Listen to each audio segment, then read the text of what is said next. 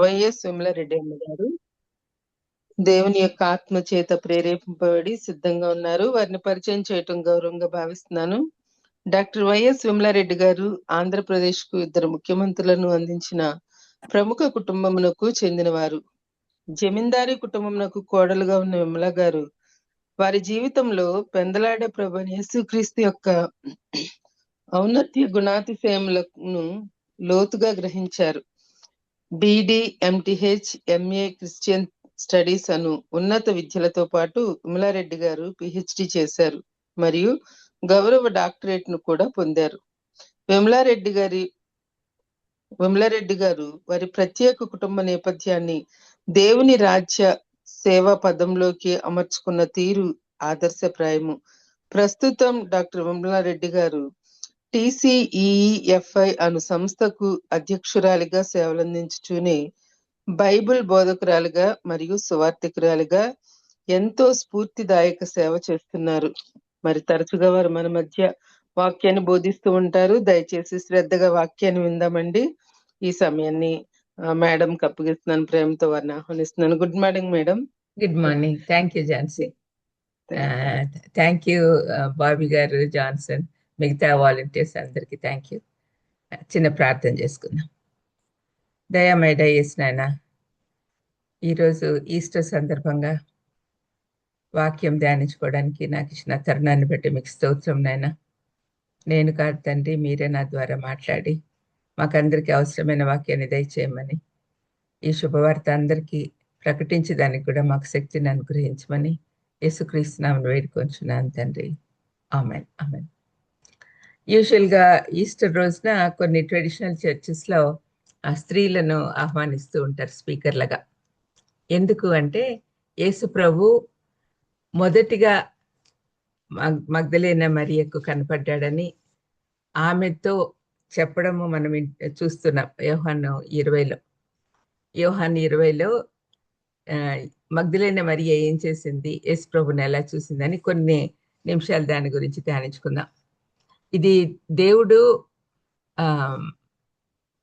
ఆదాము హవ్వల టైంలో హవ్వ చేసిన తప్పు వల్ల పాపం ఈ లోకానికి వచ్చింది అని అందరూ, ముఖ్యంగా యూదులు, స్త్రీలను చాలా హీనంగా చూస్తున్న సమయాన యేసు ప్రభు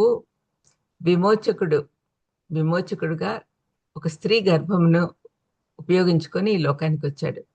దాంతో స్త్రీకి చాలా గౌరవం ఇవ్వబడింది. కొన్ని విషయాలలో యూదులు ఇంకా అవమానకరంగానే చూసేవాళ్ళు.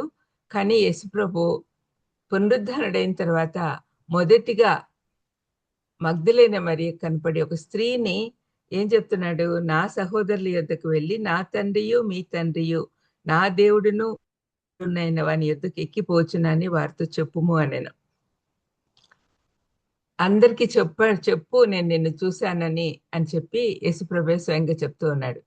శుభవార్త ప్రకటించడానికి స్త్రీలు పురుషులని తేడా లేకుండా అందరం కూడా, ముఖ్యంగా ఈ ఈస్టర్ శుభవార్త అందరికీ చెప్పాల్సిన అవసరం ఎంతైనా ఉంది. యేసుప్రభు జన్మించడము క్రిస్మస్ సందర్భంగా మేము చాలా సార్లు చెప్తూ ఉంటాం, అందరికీ ప్రకటిస్తూ ఉంటాం. అది సంతోష వార్త అని అందరు అనుకుంటారు. కానీ యేసుప్రభు ఎందు నిమిత్తం ఈ లోకానికి వచ్చాడు అంటే అది ఈస్టర్ ద్వారానే మనం తెలుసుకోవచ్చు. ఈస్టర్ రోజున మనము క్రిస్మస్ కంటే ఎక్కువగా హడావుడి చేసి ప్రకటించాల్సిన అవసరం ఎంతైనా ఉంది.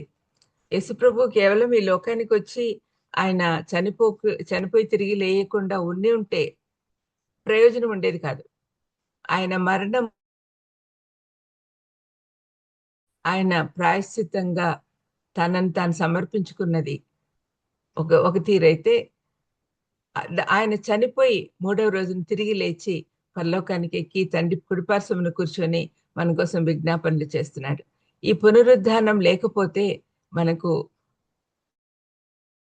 కూడా తర్వాత మనం ధ్యానించుకుందాం.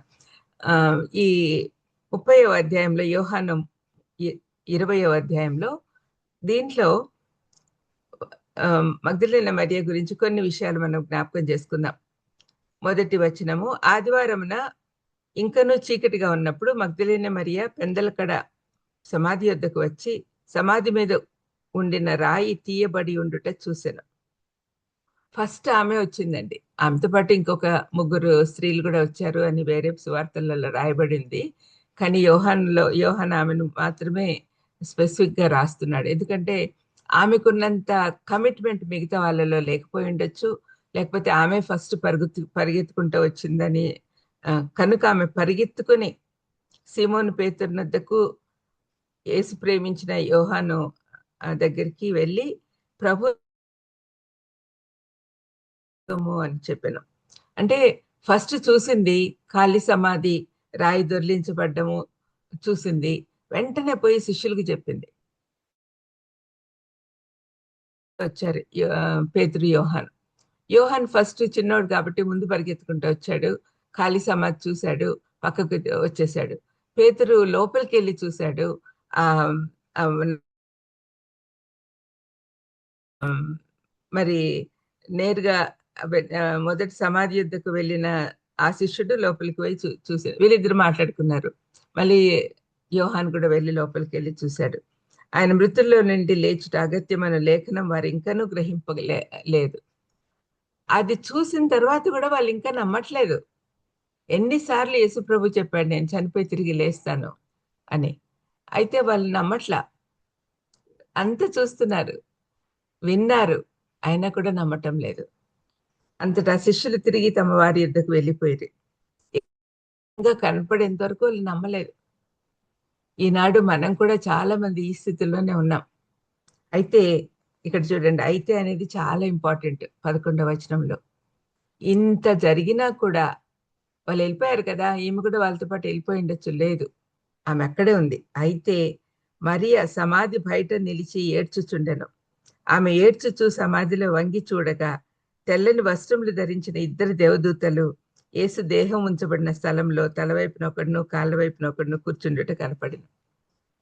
మరి వీళ్ళకి కనపడలేదే పేతురు, యోహానుకు. వాళ్ళు వచ్చి చూసి వెళ్ళిపోయారు. అక్కడ అయితే మరియా ఏడ్చుచుండెను. ఆమెకు అంత భారం ఉంది. ఎక్కడికి వెళ్ళాడు? ఆమె కూడా నమ్మలేదు పునరుద్ధానుడు అయ్యాడని. కానీ ఎక్కడ బాడీ ఎక్కడుంది అని చూస్తా ఉండగా ఇద్దరు దేవదూతలు కనపడ్డారు. అమ్మా ఎందుకు ఏడ్చున్నావని ఆమెను అడగగా ఆమె, నా ప్రభువుని ఎవరో ఎత్తుకొని పోయిరి, ఆయనను ఎక్కడ ఉంచిరో నాకు తెలియలేదని చెప్పాను. ఆమె ఈ మాట చెప్పి వెనుక తట్టు తిరిగి యేసు నిలిచి ఉండట చూశాను గాని ఆయన యేసు అని గుర్తుపట్టలేదు. యేసు, అమ్మా ఎందుకు ఏడ్చున్నావు, ఎవరిని వెతుకుచున్నావు అని ఆమెను అడగగా ఆమె ఆయన తోటమాలి అనుకొని, అయ్యా నువ్వు ఆయనను మోసుకొని పోయిన ఎడల ఆయనను ఎక్కడ ఉంచుతావో నాతో చెప్పుము, నేను ఆయనను ఎత్తుకొని పోదునని చెప్పాను. ఒక స్త్రీ అయ్యుండి నేను ఎత్తుకొని పోదును అంటుంది. అంటే యాక్చువల్గా మామూలుగా మనిషి కంటే కూడా చనిపోయిన మనిషి భారం ఎక్కువ ఉంటుంది. ఆ బాడీని ఎత్తుకొని పోతానంటుంది. అంటే ఆమె ప్రేమలో ఏం ఆలోచించట్లా. నా దేవుడు నాకు కావాలి, నా ప్రభు ఎక్కడ తీసుకెళ్లారో చెప్పండి అని అంటుంది. అప్పుడు యేసు ఆమెను చూసి మరియా అని పిలిచెను. ఆమె ఆయన వైపు తిరిగి ఆయనను హెబ్రీ భాషలో రబ్బూని అని పిలిచెను. ఆ మాటకు బోధకుడు అని అర్థం. ఆయన పిలిచేంత వరకు గుర్తుపట్ల మరియా. అయితే ఇక్కడ మనం గుర్తు చేసుకోవాల్సింది ఏంటంటే, ఆయన కాపరిగా ఒక గొర్రెపిల్లని పిలిచినప్పుడు వెంటనే అది రికగ్నైజ్ చేస్తుంది. నా గొర్రెలు నా స్వరం వినును, గుర్తిస్తాయి అని చెప్పి యేసు ప్రభు యోహాను 10లో చెప్తాడు. తన స్వరము గుర్తించాలి. మనకు కూడా అనుక్షణం దేవుని స్వరం వినిపెడుతూనే ఉంటుంది. పరిశుద్ధాత్మ దేవుడు మనతో మాట్లాడుతూనే ఉంటాడు. కానీ మనం గుర్తించటం లేదు. చాలా దురదృష్టకరం. ఈ మరియా ఆయన స్వరం వినగానే వెంటనే రబ్బూని అనే బోధకుడా అని పిలుస్తా ఉంది. యేసు ఆమెతో, నేను ఇంకనూ తండ్రి యొద్దకు ఎక్కిపోలేదు కనుక నన్ను ముట్టుకొనవద్దు. అయితే నన్ను ముట్టుకొనవద్దు అంటే నన్ను హత్తుకొని ఉండొద్దు, నువ్వు బయటికి వెళ్ళాలి అని చెప్తున్నాడు. నా సహోదరుల యొద్దకు వెళ్ళి, ఇప్పుడు ఈ శిష్యులు అనుబంధం మారిపోయింది చూడండి. సహోదరులు, ఆయన తిరిగి లేచాక చాలా విషయాలు జరిగాయి. మనము ఆయన సహోదరులమయ్యాం. మనకు ఆయనకు ఒకే తండ్రి. హెబ్రీ పత్రిక 2వ అధ్యాయంలో చెప్పినట్లుగా ఆయన తన స్వాస్థ్యంలో మనకు భాగం ఇస్తున్నాడు. మనం సహోదరులమయ్యాం. ఆ గొప్ప సువార్త అందరికి చెప్పు అని మగ్దలేన మరియకి చెప్తున్నాడు. ఎంత గొప్ప సందేశం అండి ఇది, ఎంత గొప్ప ఆదేశం మరియకు. మరియ ఆ, వెంటనే వచ్చి నేను ప్రభువుని చూచి తిని ఆయన నాతో ఈ మాటలు చెప్పానని శిష్యులకు తెలియజేశాను. ఇక్కడ చూడండి, మరియా ఆ, ఒక స్త్రీ అయ్యుండి శిష్యుల కంటే ఎక్కువ ధైర్యంగా, అంటే రోమా సైనికులు ఉంటారని భయం ఉంటుంది కదా, చీకటిగా ఉంది సమాధుల దగ్గర పోవాలంటే భయపడతారు. కానీ ఈ స్త్రీలు మాత్రము సుగంధ ద్రవ్యాలు చేతపట్టుకొని వెళ్ళారు అని లూకాసు వార్తికుడు రాస్తాడు. మరి వాళ్ళందరూ కూడా వెళ్ళారు. అయితే అందరికంటే ముందుగా లీడర్గా మగ్దలేన మరి వెళ్ళింది అని అర్థం చేసుకోవాలి. మరి ఈ స్త్రీలు వాళ్ళకే ఫస్ట్ కనపడ్డాడు యేసయ్య. మగ్దలేన మరియకు కనపడి ఒక ఆదేశం ఇస్తున్నాడు, నా సహోదరుల యొద్దకు వెళ్ళి నా తండ్రిని గురించి నా గురించి చెప్పు అని చెప్తూ ఉన్నాడు అనమాట. ఈమెకు ఈ 4 స్పెషల్ గిఫ్ట్లు పొందింది అక్కడ. ఆ సందర్భంగా దేవదూతల్ని చూసింది, 2 దేవదూతల్ని చూసింది. పునరుద్ధానుడైన క్రీస్తును మొదటిగా చూసింది ఆమె. ఎంత ధన్యురాలు చూడండి. సజీవునిగా చూసింది, తాకింది, ప్రకటించేదిగా చేయబడింది. దీనికి కారణం ఏంటంటే షీ ఎర్నెస్ట్లీ సాట్ హిమ్. చాలా మనస్ఫూర్తిగా ఆయన కోసం వెతికిందండి. మనం కూడా ఎప్పుడైనా కూడా ఆయన కోసం మనస్ఫూర్తిగా వెతికితే దొరుకుతాడు ఆయన. ఆయన ఎక్కడికి మన చుట్టే ఉన్నాడు, మనం వెతకాలి. మన చుట్టే ఉన్నాడు, ఆయన గుర్తించాలి. She was at the cross till the end. She went to the tomb early in the morning. ఆమెను గురించి ఆలోచిస్తే మగ్దలేన మరియకి ఇంత ధన్యత ఎందుకు దొరికింది అంటే ఊరికే కాదండి, ఆమె తను తాను సమర్పించుకుంది కంప్లీట్ గా. సిలువ దగ్గర అందరూ వెళ్ళిపోయినా, శిష్యులందరూ పారిపోయినా కూడా ఈమె కొంతమంది స్త్రీలు ఉన్నారు. మగ్దలేన మరియ అయితే చివరి వరకు సమాధిలో ఎక్కడ ఏ సమాధిలో పెట్టారు, ఎలా పెట్టారు అన్ని గమనిస్తూ ఉన్నారు. సిలువలో చివరి వరకు ఉంది, సమాధి దగ్గరికి వెళ్ళింది. సమాధిలో అంత జరగడం, అరిమతయ్య, యోసేపు వాళ్ళు, నికోదేము వాళ్ళు తీసుకెళ్ళి చెప్పడము అన్ని కూడా చూసింది. అంతేకాకుండా ఆమె మొదటిగా సమాధి దగ్గరికి వచ్చింది. ఇంతగా చేసింది కాబట్టి ఆమెను అంత ఎక్కువగా గనపరిచాడు దేవుడు. అయితే ఈ పునరుద్ధానం గురించి మనం ఇంకా కొన్ని విషయాలు తెలుసుకోవాలి. దీని గురించి చాలా మందికి అనుమానాలు ఉంది. ప్రపంచంలో అన్నిటికంటే ఎక్కువగా ఆర్గ్యూ చేసేది, లేకపోతే నమ్మకపోవడము పునరుద్ధానం గురించే. చాలా మంది నమ్మరండి. పునరుద్ధానము అనేది ఊరికే మీరు ఒక విజన్ చూసినారు అట్లా ఇట్లా అంటూ ఉంటారు. ఈ పునరుద్ధానము అంటే 2 మాటల కలయిక. పునః ఉద్ధానం అంటే మరల, పునః అంటే మరల, ఉద్ధానము అంటే లేచుట. అదే పునరుద్ధానం. తనంతట తాను లేచిన సందర్భాల్లో మాత్రమే ఈ మాట వాడాలని పండితులు చెప్తూ ఉన్నారు. క్రైస్తవులకు ఇది ఒక ప్రత్యేకమైన చారిత్రాత్మక సంఘటన. మరణ పునరుద్ధానములు లేకుంటే క్రైస్తవ్యమే లేదు. ఈ అనుమానాలన్నీ, పునరుద్ధానం గురించిన అనుమానాలన్నీ మనము మొదటి కొరింథీయులకు రాసిన మొదటి పత్రిక 15వ అధ్యాయంలో పౌలు ఏం చెప్పాడో కొన్ని మాటలు మనం ధ్యానించుకుందాం ఈరోజు. ఆ అధ్యాయం అంతా కూడా పునరుద్ధానం గురించి వ్రాశాడు. కొరింథీ సంఘంలో, ఈనాటి సంఘాల్లో కూడా చాలా రకాలైన విశ్వాసులు ఉన్నారు. ఎన్నో ఉద్దేశాలతో, కోరికలతో చర్చికి వెళ్తారు.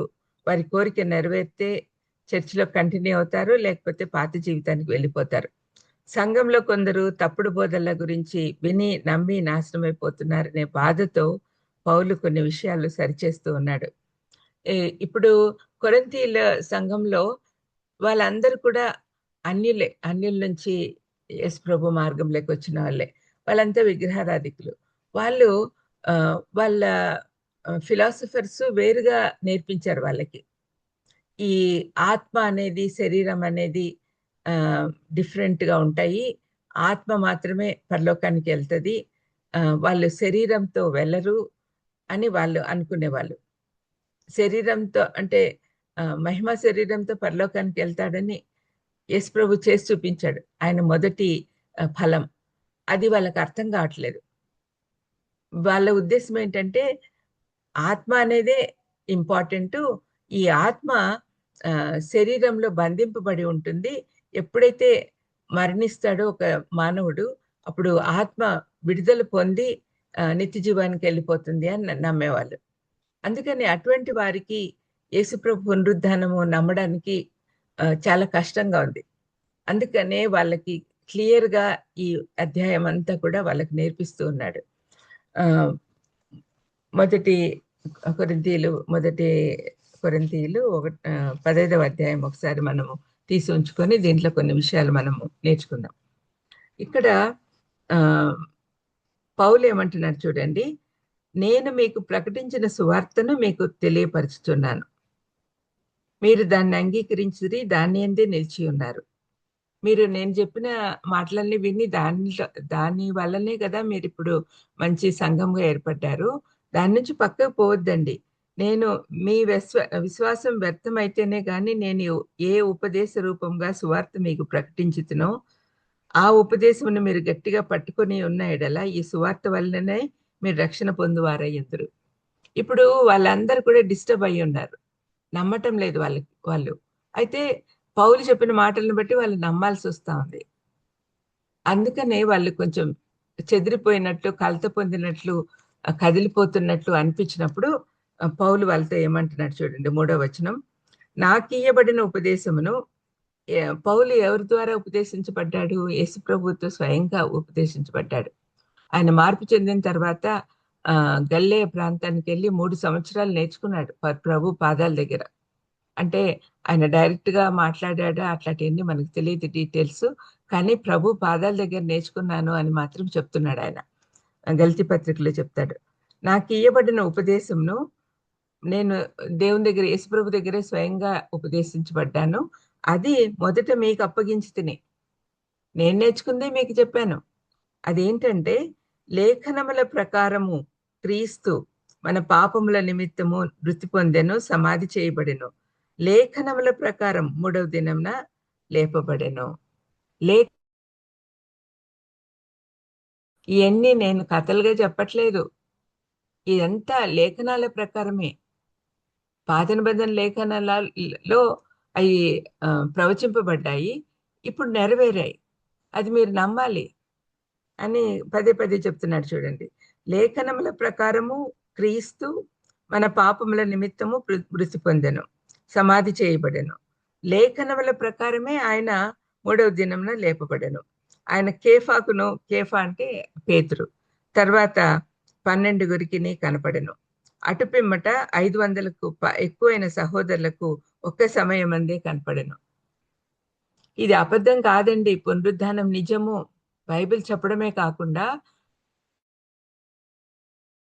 అటు పిమ్మట వీరిలో అనేకులు ఇప్పటి వరకు నిలిచి ఉన్నారు, కొందరు నిద్రించిరి. పౌలు కొరింథీయులకు పత్రిక రాసేసరికి ఆ 500 మందిలో ఇంకా కొంతమంది బతికే ఉన్నారట. దాని గురించి కూడా చెప్తూ ఉన్నాడు. తర్వాత ఆయన యాకోబుకును అటు తర్వాత అపోస్తులందరికీ కనపడెను. అందరికీ కడపట అకాలమందు పుట్టినట్లున్న నాకును కనపడెను అని పౌలు అంటున్నాడు. ఏలి అనగా నేను అపోస్తులందరిలో తక్కువ వాడను, దేవుని సంఘంను హింసించినందున అపోస్తులు అనబడుటకు కూడా యోగ్యుడను కాను. ఆయనను నేనేమై ఉన్నాను అది దేవుని కృప వల్లే అయి ఉన్నాను అని ఈ విధంగా చెప్తూ ఉన్నాడు. వాళ్ళకి విశదంగా చెప్తూ ఉన్నాడు పౌలు. ఇది అబద్ధం కాదు, నిజము. ఆయన నిజంగా లేచాడు, పునరుద్ధానుడుగా నాకు కనపడ్డాడు అని పౌలు చెప్తూ ఉన్నాడు. 12 నుంచి 20 వరకు నేను చదువుతున్నానండి. కొరింథీయులకు రాసిన మొదటి పత్రిక 15, 12 నుంచి 20 వరకు. క్రీస్తు మృతుల్లో నుండి లేపబడి ఉన్నాడని ప్రకటింపబడుచుండగా మీలో కొందరు మృతుల పునరుద్ధానం లేదని ఎట్లు చెప్పుచున్నారు? మృతుల పునరుద్ధానం లేని ఎడల క్రీస్తు కూడా లేపబడి ఉండలేదు. మరియు క్రీస్తు లేపబడి ఉండని ఎడల మేము చేయు ప్రకటన వ్యర్థమే, మీ విశ్వాసమును వ్యర్థమే. ఎంత క్లారిటీతో చెప్తున్నాడు చూడండి. మీరు నమ్మకపోతే వేస్ట్, ఆయన పునరుద్ధానం లేకుంటే వేస్ట్. దేవుడు దాని గురించి మేము సాక్ష్యం చెప్పి ఉన్నాం కదా. మృతులు బడని ఎడల దేవుడు ఆయనను లేపలేదు కనుక మేమును దేవుని విషయమై అబద్ధపు సాక్షులంగా ఆగపడుచున్నాం. మేము చెప్తున్నాం కదా చూసామని, మరి మీరు నమ్మకపోతే మేము అబద్ధం చెప్తున్నట్లా అని పౌలు అడుగుతున్నాడు. మృతులు లేపబడని ఎడల క్రీస్తు కూడా లేపబడలేదు. క్రీస్తు లేపబడని ఎడల మీ విశ్వాసము వ్యర్థమే, మీరింకనూ మీ పాపములలోనే ఉన్నారు. ఈ మాట ఎందుకు అంటున్నాడంటే, పునరుద్ధానము అనేది మన పాపముల కోసం చనిపోయిన యేసుప్రభు తిరిగి లేచాడు కాబట్టి, ఆయన చేసిన త్యాగాన్ని, ఆయన చేసిన బలి అర్పణను తండ్రి అయిన దేవుడు అంగీకరించి మన పాపాలను క్షమించాడు అని అర్థం. మన పాపాలను తీసివేశాడు అని అర్థం. అయితే మరి పునరుద్ధానుడు కాకపోతే మన పాపాలు కోసం చేయబడిన బలి అంగీకరించినట్లు కాదు కదా. ఆ విధంగా చెప్తూ ఉన్నాడు పౌలు. అంతేకాదు, క్రీస్తునందు నిద్రించిన వారును నశించిరి. ఈ అంటే క్రీస్తునందు నిద్రించిన వారు పునరుద్ధానులు అవుతారు అని వాక్యం చెప్తూ ఉండగా, మీరు నమ్మకపోతే మరి పాత నిబంధన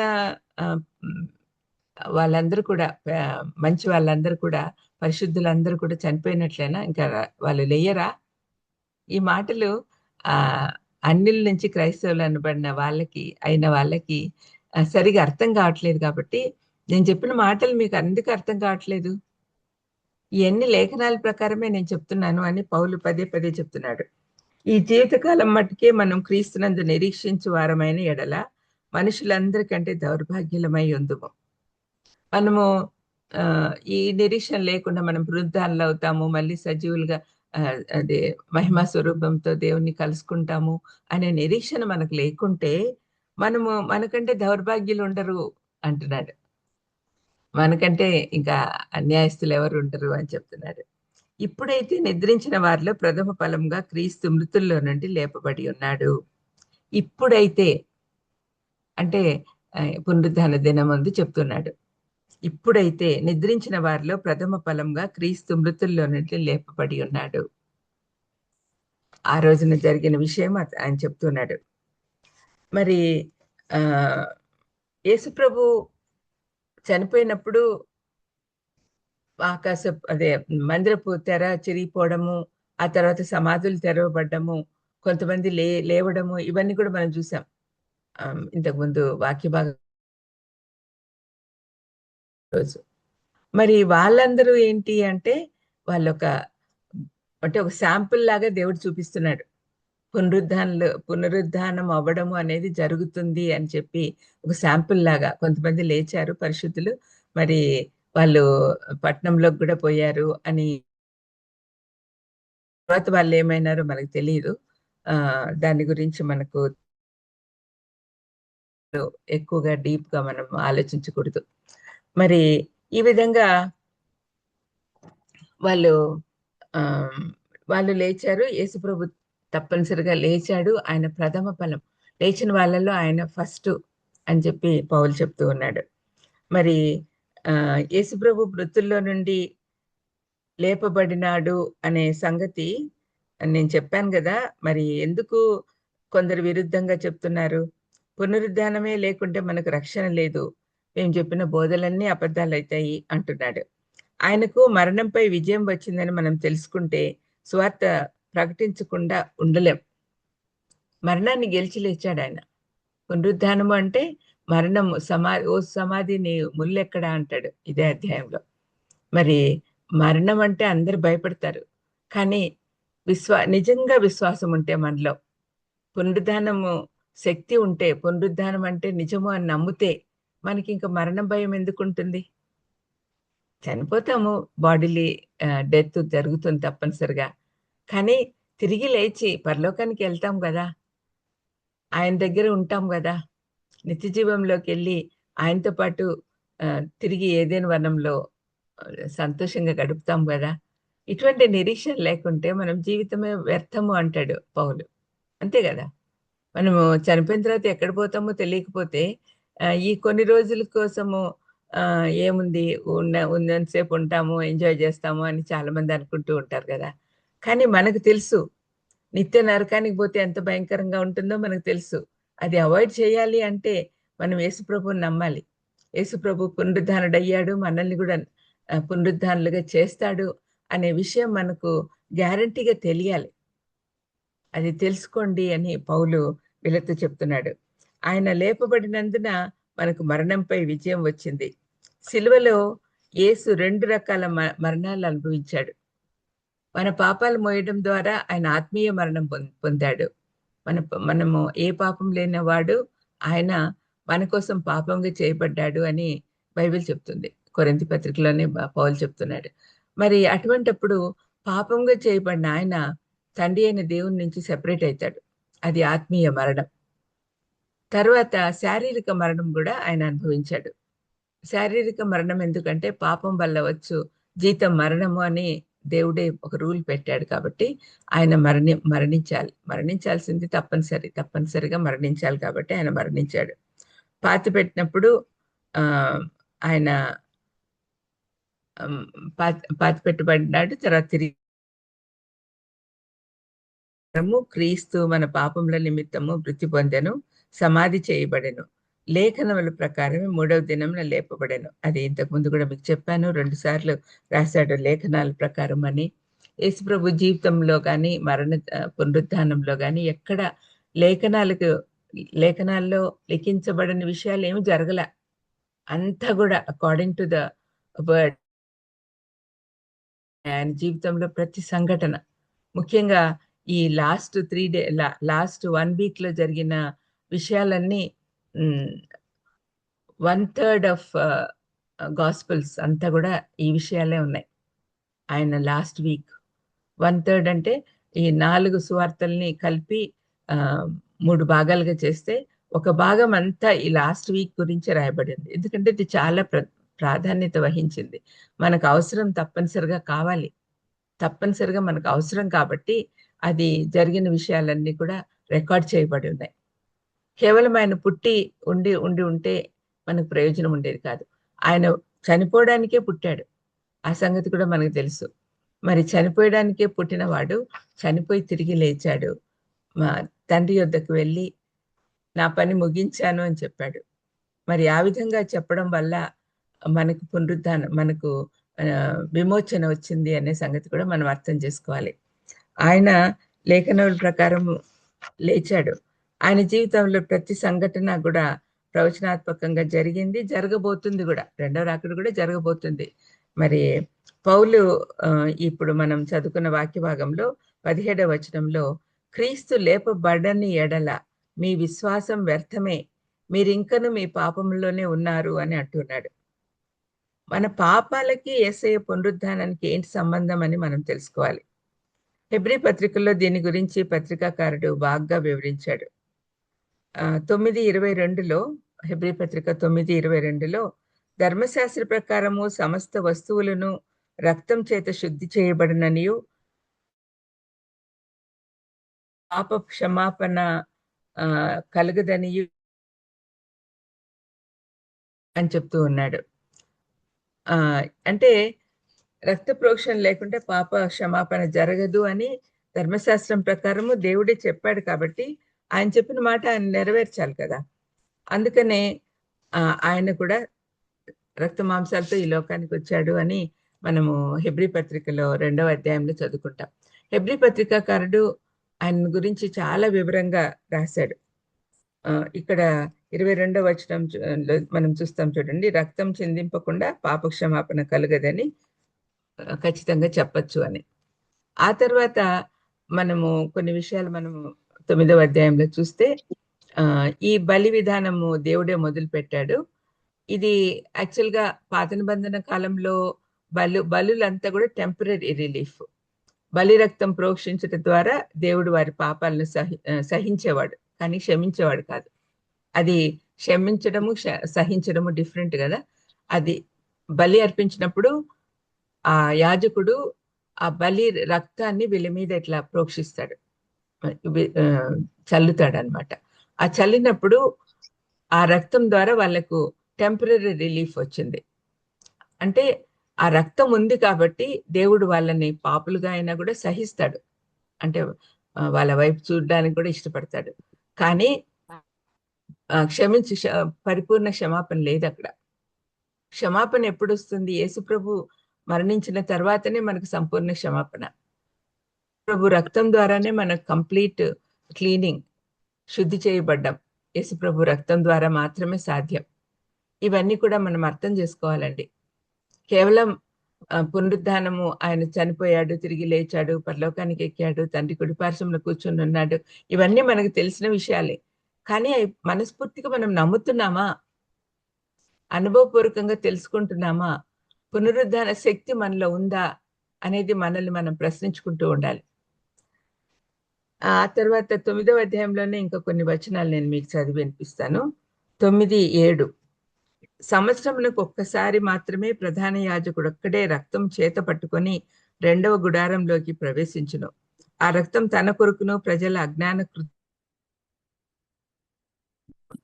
రెండో గుడారంలో అంటే అతి పరిశుద్ధ స్థలానికి సంవత్సరానికి ఒక్కసారి మాత్రమే ప్రధాన యాజకుడు అందరి కోసము బలి రక్తం తీసుకొని వెళ్ళి అక్కడ బలిపీఠం మీద సమర్పించుకుంటాడు. రెండో గుడ ఆ రక్తం తన కొరకు ప్రజల అజ్ఞాన కృతముల కొరకు సమర్పించును. అయితే 11 నుంచి 15 వరకు. అయితే క్రీస్తు రాజకుడిగా వచ్చి తానే నిత్యమైన విమోచన సంపాదించి హస్తకృతము కానిది అనగా సృష్టి సంబంధము కానిదియు మరి ఘనమైనదియు పరిపూర్ణమైనదియునైన గుడారం ద్వారా మేకల యొక్కయు కోడల యొక్కయు రక్తంతో కాక తన స్వరక్తముతో ఒక్కసారి మేకల యొక్కయు ఎడ్ల యొక్కయు రక్తమును మైలపడిన వారి మీద ఆవు దూడ బూడిద చల్లుటయు శరీర శుద్ధి కలుగునట్లు వారిని పరిశుద్ధపరిచిన ఎడల నిత్యుడుగా ఆత్మ ద్వారా తను తాను దేవునికి నిర్దోషినిగా అర్పించుకున్న క్రీస్తు యొక్క రక్తము నిర్జీవ క్రియలను విడిచి జీవం గల దేవుని సేవించుటకు మీ మనస్సాక్షిని ఎంతో ఎక్కువగా శుద్ధి చేయను. ఈ హేతు చేత మొదటి నిబంధన కాలంలో జరిగిన అపరాధముల నుండి విమోచనం కలుగుటకై ఆయన మరణం పొందినందున పిలువబడిన వారు నిత్యమైన స్వాస్థ్యమును గుర్చిన వాగ్దానమును పొంది నిమిత్తము ఆయన కొత్త నిబంధనకు మధ్యవర్తి అయి ఉన్నాడు. ఈ విషయము మనం చక్కగా అర్థం చేసుకోగలిగితే మనము రక్షణలోకి నడిపించబడతాము. మనకి నిశ్చయిత ఉంటుంది, రక్షణ నిశ్చయిత వస్తుంది. ఇక్కడ ఏమంటున్నాడు అంటే ఇంతకుముందు జరిగిన బలులు వేస్ట్, అయితే క్రీస్తు తనంతటి తానే ప్రధాన యాజకుడిగా వచ్చాడు. యాక్చువల్గా పాత నిబంధన ప్రకారము ప్రధాన యాజకులు లేవి వంశస్థులు అయి ఉండాలి. మరి ఈయన యూదా వంశస్థు.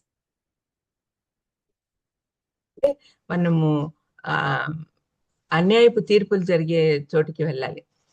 ఫ్రైడే రోజున అన్యాయపు తీర్పులు జరుగుతూ ఉన్నప్పుడు ప్రధాన యాజకుడు కయప దగ్గరికి వెళ్ళినప్పుడు, నువ్వు దేవుని కుమారుడు అని చెప్తున్నావే, నిజమేనా అంటే నువ్వు అన్నట్లే అని యేసుప్రభు అన్నప్పుడు ఫ్రస్ట్రేషన్తో ఆయన తన బట్టలు చింపుకుంటాడు.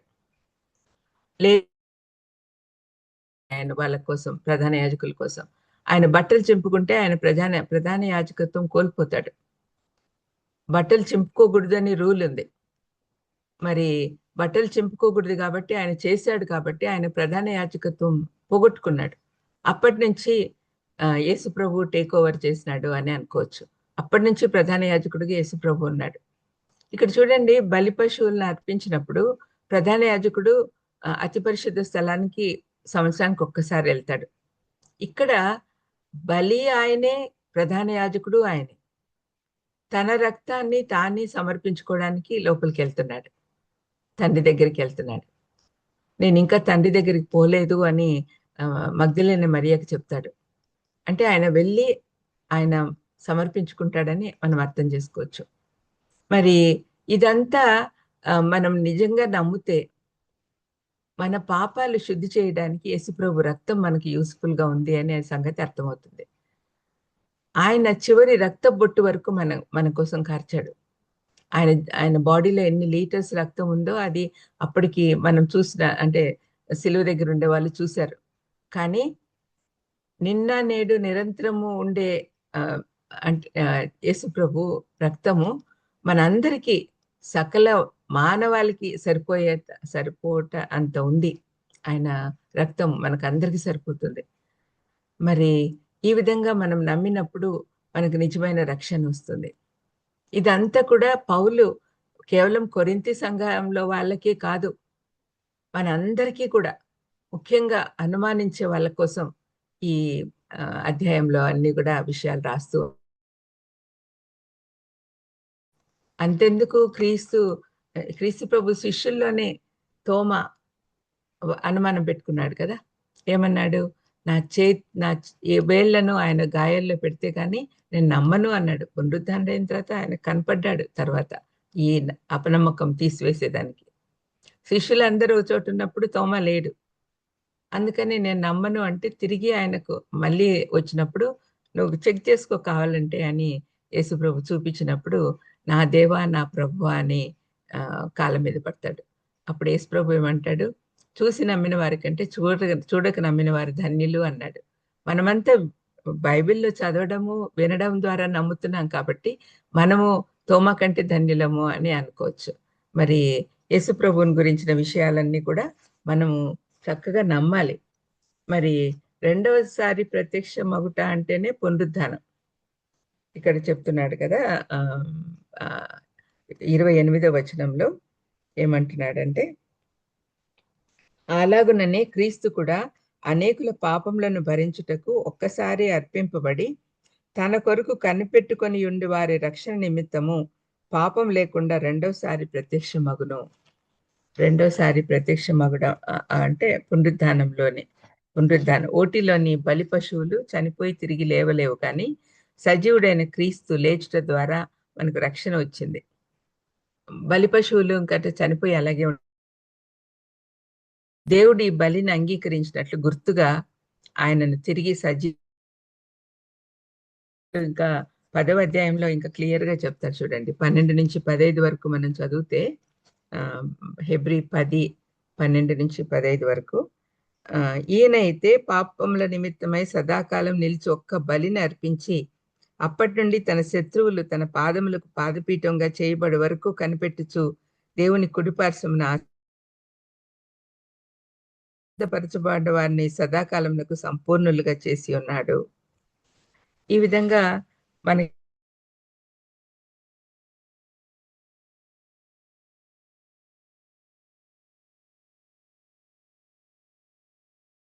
ఉన్నాడు.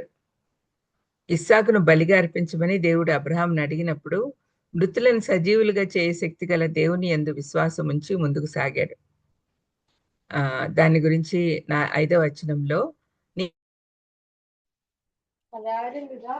విశ్వాసం ఉంచు వాని విశ్వాసం నీతిగా ఎంచబడుచున్నది అని రాయబడింది.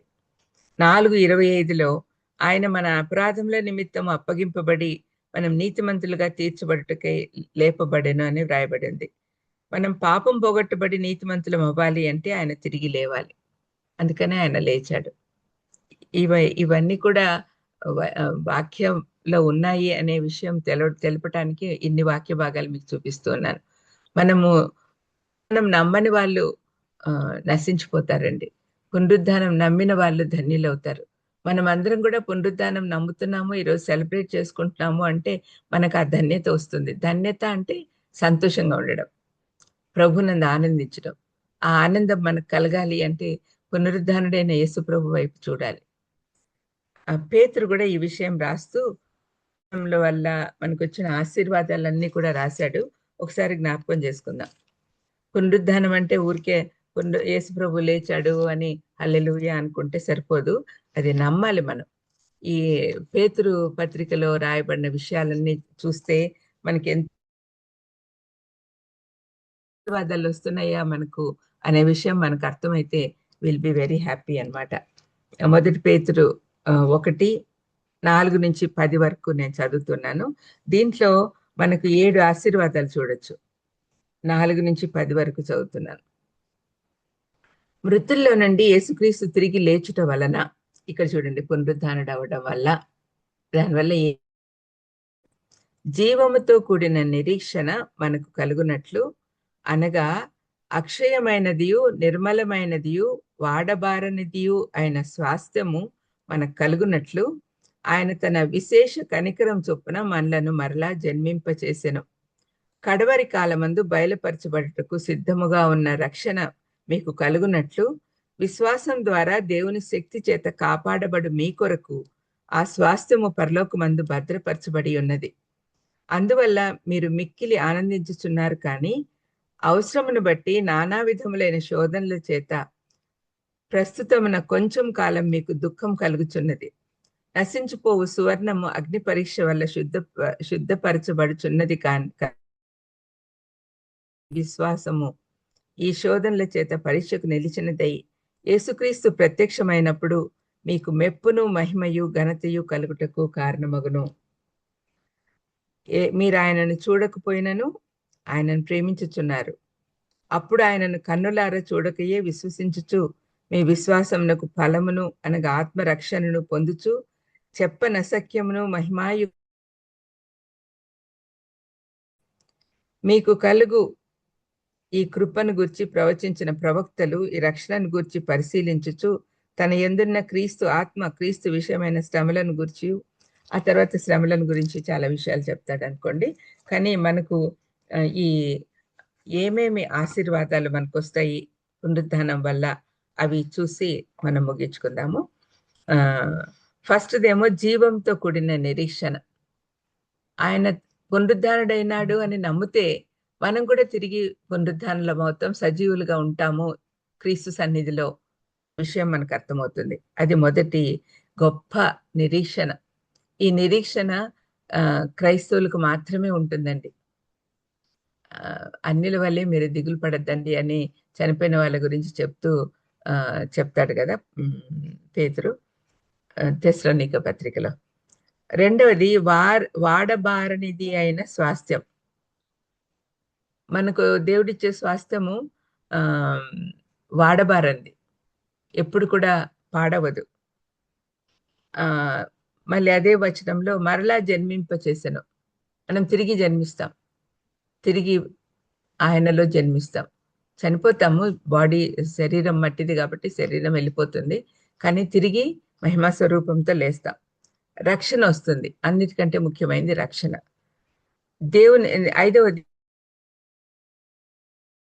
మొత్తం ఆయన స్వాస్థ్యంలో పాలువారం మొత్తం, అప్పుడు కాపుదల వస్తుంది. ఆరవది శోధనలు ఎదుర్కొని నిలిస్తే మెప్పు మహిమ ఘనత వస్తాయి. 7వ వచనంలో కనపడుతుంది. ఆయన అంటే ఇహలోకపరమైన శోధనలు వచ్చినప్పుడు మనము ధైర్యంగా రక్షణ నిశ్చయితతో పునరుద్ధాన శక్తితో నిలబడి ఉంటే తప్పనిసరిగా మనకు ఘనత వస్తుంది. 7వది మహిమాయుక్తమైన సంతోషం. మనకు ఆనందం దేవుని ద్వారానే వస్తాయి. నీతిమంతులుగా తీర్చబడిన మనకు ఇప్పుడు చెప్పినవన్నీ వస్తాయి. ఇంత గొప్ప సువార్త ప్రకటించాలి. పేతురు చెప్పిన ఇంకొక మాట మనం గుర్తు చేసుకుందాము. పౌలు చెప్పిన మాట ఎఫ్సి పత్రికలో, ఎఫ్సి పత్రిక 1వ అధ్యాయము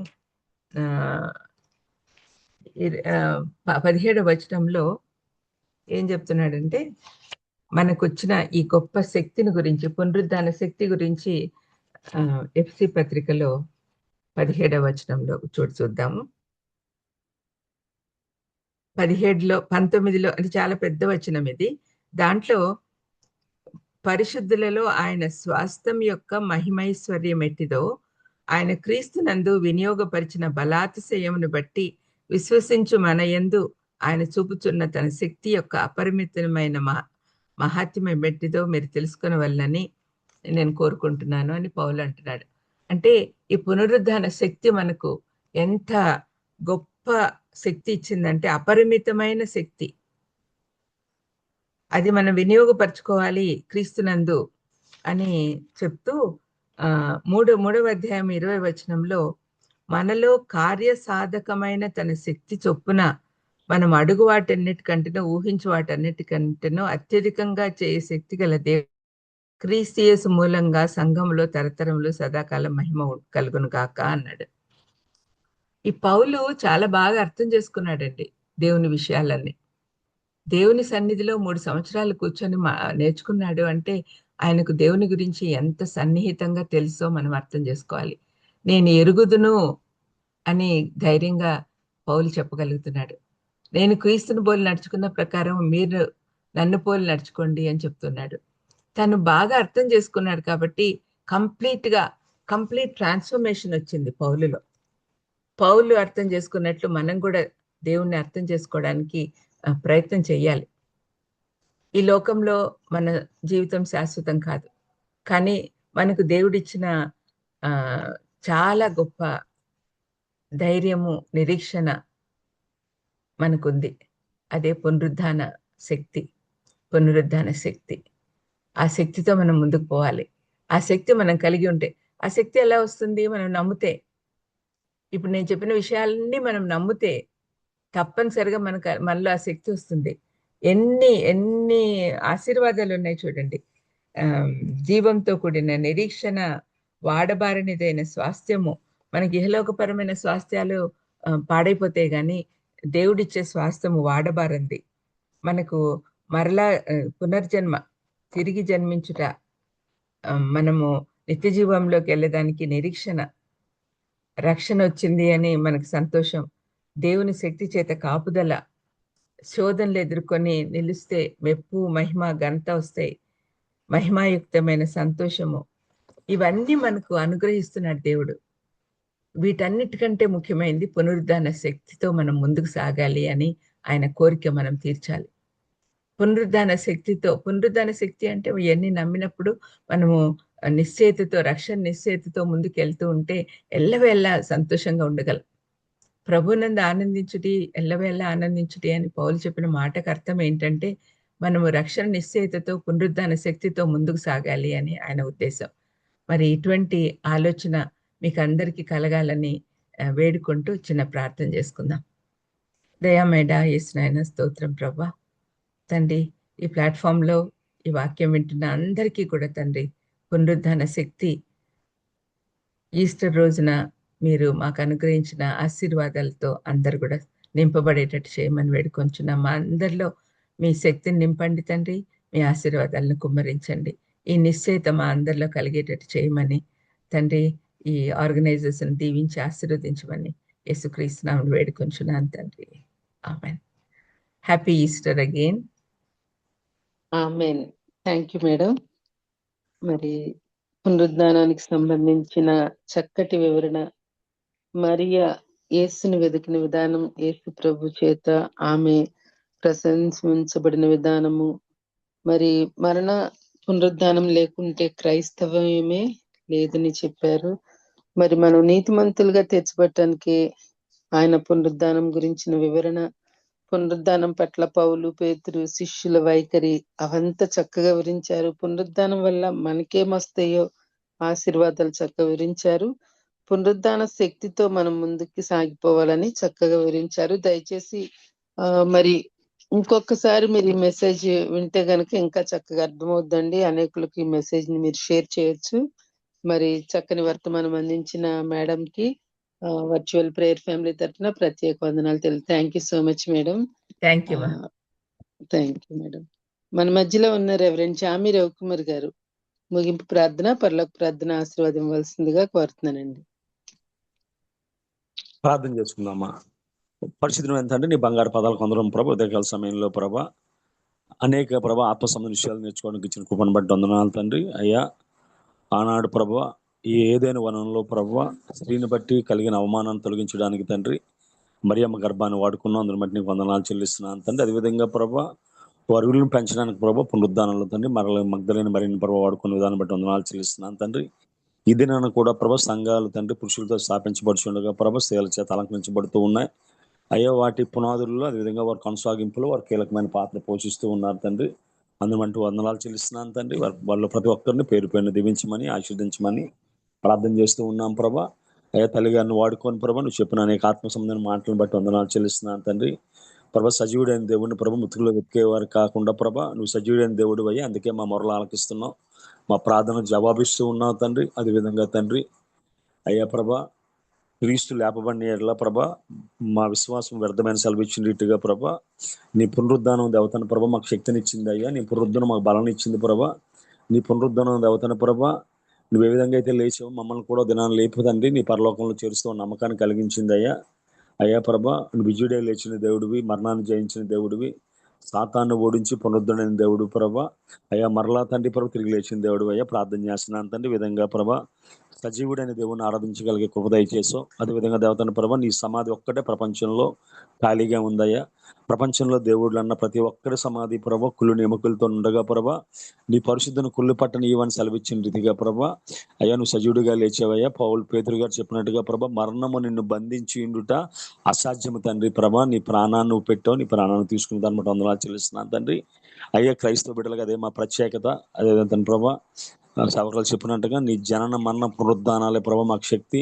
ఆ శక్తిలో ముందుకు సాగే భాగ్యం మాకు అందరికీ దయచేయమని తల్లిగారు చెప్పిన మాటలు ప్రభా 30 దంతులుగా 60 దంతులుగా 100 దంతులుగా ఫలింపు చేయమని మా జీవితాల్లో శక్తిని ఎరిగి దాన్ని గ్రహించి ప్రభా అయ్యా లోకాన్ని ప్రభా దాని ద్వారా జయించడానికి అనేక మందికి ప్రభా అయ్యా తండ్రి ప్రభా నీ జననం కన్నా నీ పునరుద్ధానాన్ని తండ్రి అనేక మందికి చాటేవారుగా మా జీవితాలు దయచేయమని, ఇంకా కొంతమంది ప్రభా సందేహించేవారుగా ఉన్నారని ప్రభా తల్లిగారు చెప్పడం బట్టి అతను ప్రార్థన చేస్తున్నాను తండ్రి. అందరూ అంతటా ప్రభా మారు మనసు పొంది అయ్యా ప్రభా రక్షించబడడానికి పునరుద్ధానాన్ని ప్రభా నమ్మి వారు పునరుద్ధానం అవడానికి సహాయం దయచేయండి. ఈ విధంగా ప్రతిరోజు ప్రభా వాక్యం వినడానికి తండ్రి ప్లాట్ఫామ్ ఏర్పాటు చేసిన బాబు రత్నాకర్ గారిని వారి కుటుంబాన్ని దీవించండి తండ్రి. అదేవిధంగా ప్రభా సహకరిస్తున్న ప్రభా జాన్సన్ గారిని, స్వరూప్ గారిని, ప్రసిద్ధ సిస్టర్ని, అదేవిధంగా ఝాన్సీ సిస్టర్ని, ప్రభా తేజ గారిని జ్ఞాపకం చేసుకోండి ప్రభా. ఇంకెవరైతే ప్రభా తల్లులు ప్రభా అందరికంటే ముందు లేచి ప్రార్థన చేస్తున్నారు తండ్రి వారందరి పేరు పైన దీవించండి ప్రభా. అదేవిధంగా అనేక మంది ప్రభా ఆహ్వానించిన వెంటనే వచ్చి ప్రభా వాక్యాన్ని ప్రకటిస్తున్నారు తండ్రి. వారిని వారి కుటుంబాలను నిండగా దీవించండి తండ్రి. అదేవిధంగా ప్రత్యేక దినాన ప్రభా అవి పునరుద్ధరణ దినాన ప్రభా సమయాన్ని కేటాయించి మాకు వాక్యాన్ని బోధించిన తల్లి గారిని వారి కుటుంబాన్ని నిండారుగా దీవించండి. ఆమె చేస్తున్న సేవను అదేవిధంగా అనేక స్థలాల్లో పెట్టి వాడుకోబోతుండగా ప్రయాణాల్లో రాకపోకల్లో ప్రభా అయ్యా తండ్రి కాచి కాపాడమని సహాయం చేయమని మమ్మల్ని అందరినీ ప్రభా ఈ పునరుత్థాన దినాన ప్రభా దీవించి ఆశీర్వదించమని ఎవరైతే అనారోగ్యం వారి కోసం ప్రార్థన చేస్తున్నాను తండ్రి ప్రత్యేకంగా డాక్టర్ విజయ్ కుమార్ గారిని జ్ఞాపకం చేసుకుంటే, అదేవిధంగా హార్ట్ సంబంధమైన వ్యాధితో బాధపడ్డ విజయ్ కుమార్ గారిని ప్రభావ జ్ఞాపకం చేసుకోండి అయ్యా. అదేవిధంగా తండ్రి ఝాన్సీ సిస్టర్ కూడా ప్రత్యేకంగా జ్ఞాపకం చేసుకోండి తండ్రి. అదేవిధంగా ప్రార్థన చేస్తున్నాం ప్రభా రాబర్ట్ జేమ్స్ అయ్య గారిని, అదేవిధంగా కాటన్ అయ్య గారిని, ఆశ్వదయ్య గారిని జ్ఞాపకం చేసుకోండి, మేరీ సిస్టర్ని జ్ఞాపకం చేసుకోండి. అదేవిధంగా ప్రభా సోనీ సిస్టర్ తండ్రి డెలివరీ విషయం ప్రార్థన చేస్తున్నాం, సహాయం దయచేయండి ప్రభా. అదేవిధంగా దేవతను ప్రభా ప్రార్థన చేస్తున్నాను తండ్రి ఎవరైతే స్మాల్ పాక్స్ బాధపడుతున్నారో వారందరినీ ప్రభా, చికెన్ పాక్స్ బాధపడుతున్నారో కుటుంబానికి ప్రత్యేకంగా జ్ఞాపకం చేసుకుని ప్రత్యేకంగా ప్రభా నీ పునరుద్ధరణ ఆరాధనలు జరుగుతుండగా ప్రభా బహుశక్తివంతంగా బహుదేవతను ప్రభా అయ్యా తండ్రి ప్రభా ప్రభావితంగా జరగడానికి సహాయం దయచేయమని, లోకమంతా నువ్వే సజీవుడు అని తెలుసుకుంటూ సహాయం దయచేయమని ఈ చిన్న ప్రార్థన మా ప్రభుని ప్రియకుమారుడైన యేసుక్రీస్తు దివ్యనామని అడిగేట్టుకుంటున్నాం పరమ తండ్రి. ఆమేన్. పరలోక ప్రార్థన చేస్తాం. పరలోక తండ్రి మీ నామం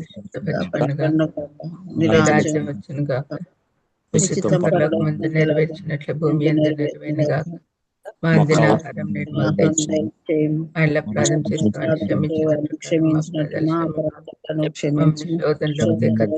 తప్పించు నిరంతరం